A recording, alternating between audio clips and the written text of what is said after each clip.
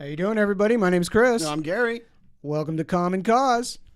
Welcome, Internet World. Well, you Nice to forgot see the you. because. Well, because Internet World. Crazy. Yay. Just Yeah, go all right. right. Hey, Common Causes. breaks. Number one failure. Owner neglect. Yeah, so that means when you hear a noise, Get it to Don't- the shop. don't turn the radio up Yeah. and ignore it. Yeah. There's a reason why you hear a noise, folks. Get it to the shop. Number two cause, you think?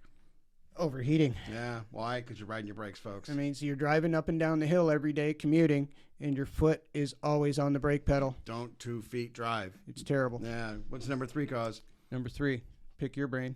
Ooh, hydraulic leaks. You see something on the ground? Don't look right? Get it towed. You don't want to drive it. No. Number 4. Driving through mud, Yeah, you could say mud and water, water, for rollers, but kinda, I get it. yeah. But other one, you're overloading your vehicle, guys.